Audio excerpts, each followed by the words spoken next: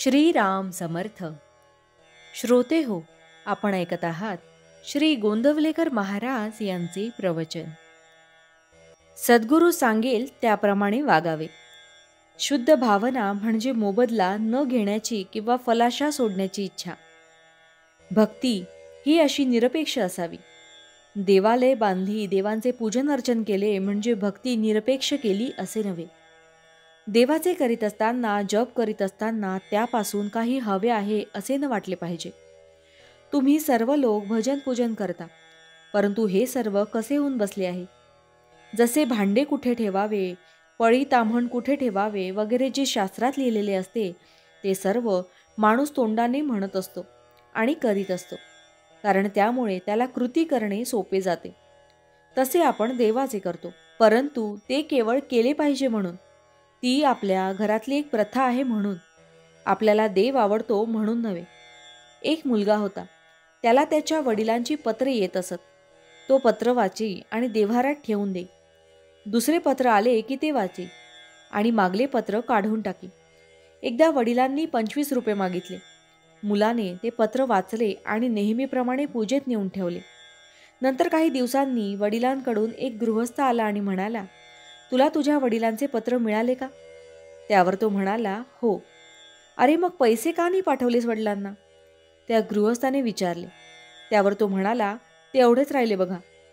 तसे आपले होते. आपण कृती करतो, पूज्यभाव वगैरे ठेवतो, परंतु सद्गुरूंनी सांगितलेले तेवढे करीत नाही. त्यामुळेच आपली सत्कर्मे ही आपला अहंकार कमी व्हायला कारणीभूत न होता उलट अहमपणा वाढवायलाच मदत करतात. म्हणून सद्गुरूंनी सांगितलेले साधनच आपण प्रामाणिकपणे संशयरहित होऊन करावे. त्याकरिता व्यवहार सोडण्याची जरुरी नाही. आपण व्यवहाराला सोडू नये, पण व्यवहारात गुंतू नये. युद्धात सारथ्याच्या हाती सर्व काही असते. तो लगाम हाती घेऊन जागृतपणे उभा असतो आणि योग्य वाटेल तेथे रथ नेऊन उभा करतो. युद्धकर्त्याचे काम फक्त बाण अचूक दिशेला किंवा व्यक्तीवर सोडणे. त्याप्रमाणे आपले सर्व जीवन एकदा सद्गुरूच्या ताब्यात दिल्यावर तो सांगेल त्याप्रमाणे वागणे हेच आपले कर्तव्य ठरते. ज्याने जगाची आस टाकली त्याचे तेज पडणारच हे लक्षात ठेवावे. एखादा रुपया आपण उचलला तर त्याच्या दोन्ही बाजू जशा एकदमच हाती येतात, त्याप्रमाणे आपण प्रपंचात पडलो की आपल्याला परमार्थ हा पाहिजेच. परमार्थात भगवंताची गरज असते. ही भगवंताची गरज सद्गुरू त्याचे नाम देऊन भागवतात. आपण हे नाम निरंतर आणि श्रद्धेने घेणे आवश्यक आहे. अशा रीतीने नामात अखंड राहिले तर परमार्थ साधतो. भगवंताची गरज भासते, प्रपंच समाधान मिळते आणि जन्माला आल्याचे सार्थक होते. भावार्थ: गुरुवर विश्वास ठेवून चिकाटीने व आवडीने नाम घ्यावे. जानकी जीवन स्मरण जय जय राम. महारुद्र हनुमान की जय. समर्थ रामदास स्वामी महाराज की जय. सब संतन की जय.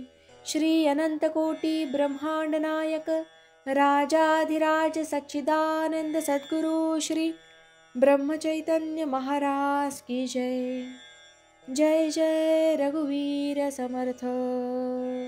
आता आपण 13 वेळा नामस्मरण करूया. श्रीराम जय राम जय जय राम. श्रीराम जय राम जय जय राम.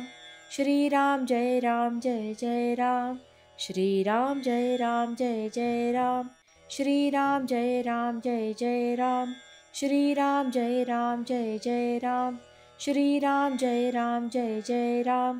श्रीराम जय राम जय जय राम. श्रीराम जय राम जय जय राम. श्रीराम जय राम जय जय राम. श्रीराम जय राम जय जय राम. श्रीराम जय राम जय जय राम. श्रीराम जय राम जय जय राम. जय श्रीराम.